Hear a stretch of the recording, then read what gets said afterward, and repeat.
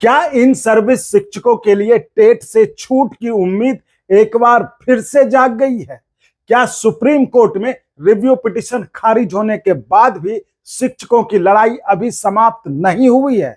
और क्या अब देश भर के लाखों शिक्षकों की नौकरी बचाने के लिए सुप्रीम कोर्ट में वह कानूनी कदम उठाया जाने वाला है जिसे न्यायपालिका में आखिरी उपाय माना जाता है? जी हां, देश के बड़े प्राथमिक शिक्षक संगठनों ने सुप्रीम कोर्ट में क्यूरेटिव पिटीशन यानी उपचारात्मक याचिका दाखिल करने का फैसला किया है। इस याचिका के माध्यम से मांग की जाएगी कि पहले से सेवा में कार्यरत यानी जो सर्विस में है इन सर्विस शिक्षकों को टेट पास करने की अनिवार्यता से राहत दी जाए। लेकिन यहां सबसे जरूरी बात समझ लीजिए, क्यूरेटिव पिटीशन अभी दाखिल नहीं हुई है। शिक्षक संगठनों की राष्ट्रीय कार्यकारिणी ने इसे दाखिल करने का फैसला किया है और अपने वकीलों से जल्द कानूनी प्रक्रिया शुरू करने को कहा है। तो ऐसे में सवाल है, तो क्या यह सुप्रीम कोर्ट के फैसले को बदला जा सकता है? क्या 31 अगस्त 2028 की समय सीमा से पहले बड़ी राहत मिल सकती है? और जिन शिक्षकों की 5 वर्ष से ज्यादा सेवा बची है उन्हें अब क्या करना चाहिए? तो आज के इस वीडियो में हम आपको सब कुछ विस्तार से बताएंगे, बिल्कुल आसान भाषा में बताएंगे। तो आप वीडियो में अंत तक साथ बने रहिए, जहां की आप पूरा चीज जो है विस्तार में एक एक चीज जो है आसान भाषा में आप समझ पाएंगे। और चैनल को लाइक सब्सक्राइब करना बिल्कुल मत भूलिएगा। नमस्कार, मैं चंदन कुमार और आप देख रहे हैं देश भर के कर्मचारियों की भरोसेमंद आवाज अंगवानी। साथियों, सबसे पहले आइए अब हम आपको बताते हैं कि आखिर ये टेट पर जो नई खबर है, जो टेट पर जो ये मैंने वीडियो बनाया था, आखिर वो खबर क्या है। साथियों, जो खबर है उसके अनुसार all India primary teachers federation यानी AIPTF और उससे संबंध Andhra Pradesh primary teachers association यानी APPTA ने सुप्रीम कोर्ट में क्यूरेटिव पिटीशन दाखिल करने का निर्णय लिया है। यह फैसला फेडरेशन की राष्ट्रीय कार्यकारिणी की आपातकालीन वर्चुअल बैठक में सर्वसम्मति से लिया गया है। शिक्षक संगठनों की मांग है कि जिन शिक्षकों की नियुक्ति टेट की व्यवस्था लागू होने से पहले उस समय के वैध नियमों और निर्धारित योग्यताओं के आधार पर हुई थी, उन्हें नौकरी जारी रखने के लिए अब टेट पास करने के लिए मजबूर नहीं किया जाना चाहिए। फेडरेशन का कहना है कि वह इस मामले में सबसे पहले रिव्यू पिटीशन दाखिल करने वाले संगठनों में शामिल था।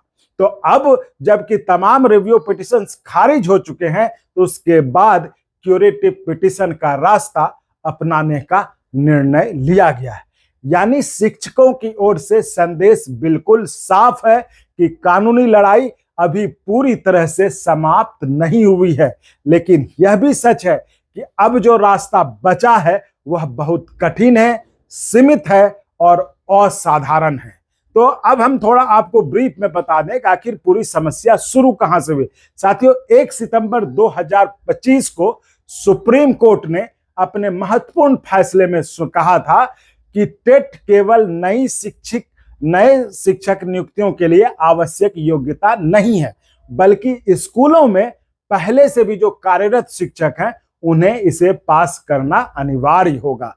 इस फैसले का सबसे अधिक असर उन शिक्षकों पर पड़ा जिनकी नियुक्ति राइट टू एजुकेशन एक्ट और टेट व्यवस्था के आने से पहले हुई थी। अब सुप्रीम कोर्ट के फैसले के अनुसार जिन इन सर्विस शिक्षकों की सेवानिवृत्ति में 5 वर्ष से अधिक का समय बचा है, उन्हें निर्धारित समय सीमा के भीतर टेट पास करना होगा। ऐसा नहीं करने पर वो सेवा में बने रहने के पात्र नहीं होंगे।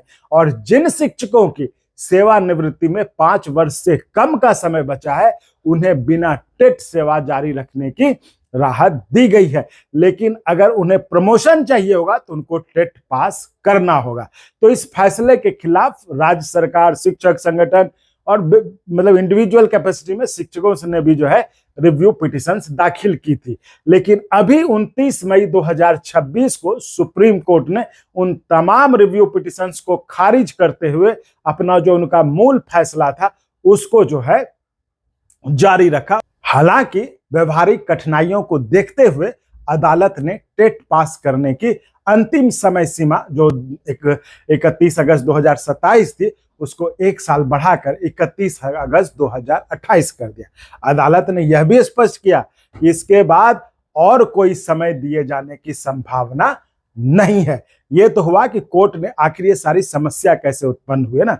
साथियों, यहां पर एक बात कहना चाहूंगा, टेट हो, शिक्षकों की नौकरी हो, ओपीएस और कर्मचारियों से जुड़े न्यायालयों के फैसले तथा सरकारी आदेशों का अध्ययन करके सही जानकारी आप तक पहुंचाने का यह काम आपकी सहायता से ही संभव है। अंगवानी की 500 रुपए की वार्षिक सदस्यता यानी दिन के 1.5 रुपए से भी कम इस स्वतंत्र आवाज को मजबूत कर सकती है। तो साथियों, वीडियो के नीचे दिए गए विवरण से सदस्य जरूर बनिए। तो क्यूरेटिव, अब आपको समझाते आखिर ये जो फैसला लिया गया क्यूरेटिव पिटीशन डालने का, तो इससे क्या होगा। तो सबसे महत्वपूर्ण सवाल यह है कि जब रिव्यू पिटीशन खारिज हो चुकी है तो क्यूरेटिव पिटीशन का जो फैसला उससे क्या हो जाएगा। तो साथियों, सामान्य कानूनी प्रक्रिया में सुप्रीम कोर्ट का अंतिम फैसला आने के बाद प्रभावित पक्ष आर्टिकल 137 के अंतर्गत रिव्यू पिटीशन दाखिल कर सकता है। लेकिन जब रिव्यू पिटीशन भी खारिज हो जाए तब बेहद असाधारण परिस्थितियों में क्यूरेटिव पिटीशन दाखिल की जा सकती है। अब क्यूरेटिव पिटीशन की व्यवस्था सुप्रीम कोर्ट ने वर्ष 2002 के रूपा अशोक हुर्रा बनाम अशोक हुर्रा मामले में किया था। इसका उद्देश्य किसी सामान्य कानूनी असहमति पर दोबारा सुनवाई कराना नहीं है। क्यूरेटिव पिटीशन तभी स्वीकार की जाती है जब यह दिखाया जाए कि फैसले के कारण न्याय का गंभीर हनन हुआ है, प्राकृतिक न्याय के सिद्धांतों का उल्लंघन हुआ है या ऐसी असाधारण परिस्थिति है जिसमें अदालत का हस्तक्षेप जरूरी है। इसे एक वरिष्ठ अधिवक्ता द्वारा प्रमाणित किया जाना आवश्यक होता है। प्रारंभिक स्तर पर इसे सुप्रीम कोर्ट के वरिष्ठतम न्यायाधीशों और मूल फैसला देने वाले उपलब्ध न्यायाधीशों के समक्ष भेजा जाता है। अधिकतर मामलों में इसका निर्णय चैम्बर में ही किया जाता है और प्रत्येक क्यूरेटिव पिटीशन की खुली अदालत में सुनवाई हो यह आवश्यक नहीं है। यानी साफ शब्दों में क्यूरेटिव पिटीशन कोई दूसरी अपील नहीं है कि हम अपील कर दिए। इसलिए इसमें सिर्फ यह कहना पर्याप्त नहीं होगा कि फैसला कठोर है या इससे बहुत से अधिक शिक्षक प्रभावित हो रहे हैं इसलिए इसको सुना जाए। नहीं, शिक्षक संगठनों को यह दिखाना होगा कि मामले में ऐसी गंभीर कानूनी या न्यायिक परिस्थिति है जिसके कारण अदालत को अपने अंतिम फैसले पर दोबारा विचार करना चाहिए। तो ऐसे में शिक्षकों का सबसे बड़ा तर्क क्या है, अब वो जान लेते हैं। जो इन सर्विस शिक्षक हैं उनका मुख्य तर्क है कि जब उनकी नियुक्ति हुई थी उस समय टेट नाम की कोई आवश्यक शर्त नहीं थी। उन्होंने उस समय लागू भर्ती नियमों का पालन किया।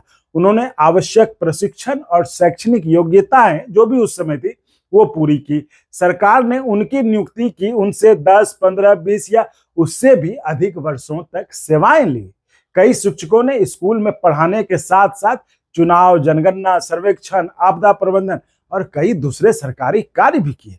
तो ऐसे में वर्षों बाद एक नई परीक्षा को उनकी नौकरी जारी रखने के शर्त बना देना यह कितना उचित है, और इसी बिंदु को लेकर शिक्षक संगठन क्यूरेटिव पिटीशन डालना चाहते हैं। रिव्यू पिटीशन में यह भी तर्क दिया गया था कि टेट लागू होने से पहले नियुक्त शिक्षकों पर इसे लागू करना वस्तुतः पिछली तारीख से नया सेवा शर्त जैसा है। याचिकाकर्ताओं ने एनसीटीई की 23 अगस्त 2010 की अधिसूचना का भी हवाला दिया और दावा किया था कि पहले से नियुक्त एवं निर्धारित योग्यता रखने वाले शिक्षकों को राहत मिलनी चाहिए। शिक्षकों का कहना है कि जिस परीक्षा की जरूरत नियुक्ति के समय नहीं थी तो उसी परीक्षा के आधार पर वर्षों बाद नौकरी समाप्त करना न्याय संगत नहीं हो सकता। लेकिन सुप्रीम कोर्ट का पक्ष भी यहां पर समझना जरूरी है। सुप्रीम कोर्ट ने रिव्यू पिटीशंस खारिज करते समय कहा कि राइट टू एजुकेशन एक्ट मूल रूप से बच्चों के अधिकारों की रक्षा करने वाला कानून है। अदालत के अनुसार गुणवत्तापूर्ण शिक्षा बच्चों के आर्टिकल 21A के अंतर्गत प्राप्त अधिकार से जुड़ी हुई है और टेट शिक्षक की न्यूनतम योग्यता एवं गुणवत्ता सुनिश्चित करने का एक माध्यम है। सुप्रीम कोर्ट ने यह तर्क स्वीकार नहीं किया कि इन सर्विस शिक्षकों पर टेट लागू करना गलत तरीके से एक नई सेवा शर्त थोपना है, इस बात को नहीं माना। अदालत का मानना था कि कानून ने शिक्षकों को योग्यता प्राप्त करने के लिए पर्याप्त अवसर दिया और अब उन्हें 31 अगस्त 2028 तक अतिरिक्त समय भी दिया जा चुका है। अदालत ने स्पष्ट रूप से कहा कि शिक्षकों की सेवा से जुड़ी चिंताओं को बच्चों के शैक्षणिक भविष्य से ऊपर नहीं रखा जाता और अब यही कारण है कि क्यूरेटिव पिटीशन का रास्ता कानूनी रूप से बहुत चुनौतीपूर्ण माना जा सकता है। अब सवाल है कि क्या इस क्यूरेटिव पिटीशन से राहत मिल सकती है शिक्षकों को? तो इसका ईमानदार उत्तर साथियों यही है कि अभी कोई निश्चित दावा नहीं किया जा सकता। क्यूरेटिव पिटीशन स्वीकार होना सामान्य बात नहीं है। ऐसी याचिकाओं में राहत बहुत ही दुर्लभ परिस्थितियों में मिलती है। पहले अदालत यह देखेगी कि यह विचार करने योग्य है भी या नहीं है। यदि अदालत को प्रथम दृष्टया कोई गंभीर कानूनी आधार दिखाई देता है तब यह मामला आगे बढ़ सकता है। इसलिए अभी यह कहना कि टेट से छूट मिल गई है या शिक्षकों की नौकरी का खतरा समाप्त हो गया है, यह पूरी तरह से गलत होगा। तो फिलहाल सही खबर सिर्फ इतनी है साथियों कि AIPTF और आंध्र प्रदेश के शिक्षक संगठन ने क्यूरेटिव पिटीशन दाखिल करने का फैसला किया है और इसके साथ ही शिक्षक संगठन राजनीतिक और संसदीय रास्ता भी अपनाने की तैयारी कर रहे हैं। रिपोर्ट के अनुसार संगठन के प्रतिनिधि केंद्रीय शिक्षा मंत्री धर्मेंद्र प्रधान से 3 बार मुलाकात कर चुके हैं। उनकी मांग है कि केंद्र सरकार और संसद के स्तर से ऐसा समाधान निकाला जाए जिससे पहले से सेवा में कार्यरत शिक्षकों को टेट से एक मुश्त छूट मिल सके। अब संगठन की योजना है कि अभी जो आने वाला संसदीय सत्र है उसमें सांसदों से संपर्क कर जो है उनको अपनी बात रखा जाए। इसका अर्थ है कि लड़ाई अब 3 मोर्चों पर आगे बढ़ेगी शिक्षकों की। अदालत में क्यूरेटिव पिटीशन, केंद्र सरकार के सामने नीतिगत मांग और संसद के माध्यम से विधायी समाधान। तो अब ऐसे में प्रभावित शिक्षकों को क्या करना चाहिए वो अब मैं आपको बता रहा हूं। तो सबसे व्यवहारिक बात साथियों यही है कि क्यूरेटिव पिटीशन दाखिल होने या उस पर फैसला आने का इंतजार करते हुए कोई भी प्रभावित शिक्षक टीईटी की तैयारी रोकने की गलती बिल्कुल ना करें, क्योंकि आज की तारीख में सुप्रीम कोर्ट का वर्तमान आदेश पूरी तरह से प्रभावी है, इन इफेक्ट है। तो जिन शिक्षकों की सेवा 5 वर्ष से अधिक बची हुई है उनके लिए अभी अंतिम समय सीमा 31 अगस्त 2028 ही है। तो क्यूरेटिव पिटीशन दाखिल करने का फैसला मात्र से जो है सुप्रीम कोर्ट के पुराने आदेश पर कोई रोक नहीं लग सकती। जब तक कि अदालत से स्पष्ट रूप से कोई स्टे ऑर्डर या नया आदेश नहीं आता तब तक ये जो फैसला है मतलब अनिवार्यता का वो लागू है। इसलिए प्रभावित शिक्षक 3 काम जरूर करें। अपनी नियुक्ति की तारीख, सेवानिवृत्ति की तारीख और सेवा में बचे वर्षों की सही गणना जरूर करके रखें और अपने राज्य में होने वाली टीटी परीक्षाओं की अधिसूचना पर नजर रखें और समय रहते आवेदन करें। साथ ही शिक्षक संगठन की कानूनी कार्रवाई, केंद्र सरकार की प्रतिक्रिया और सुप्रीम कोर्ट के वास्तविक आदेश का इंतजार करें। और साथियों सबसे बड़ी बात, सोशल मीडिया की अफवाहों पर बिल्कुल भरोसा ना करें। अपने इस अंगवानी चैनल को देखते रहें। आपको हमेशा, जिस तरह से अभी आपको हमेशा सही खबर बताता है, आगे भी जो भी होगा हर एक छोटी बड़ी डेवलपमेंट के लिए आप अंगवानी को देखते रहे, वहां आपको सही खबर मिलती रहेगी।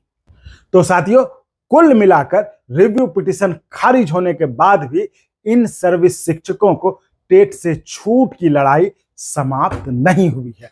अब शिक्षक संगठनों ने क्यूरेटिव पिटीशन का कठिन काम लेकिन अंतिम कानूनी रास्ता अपनाने का निर्णय लिया है।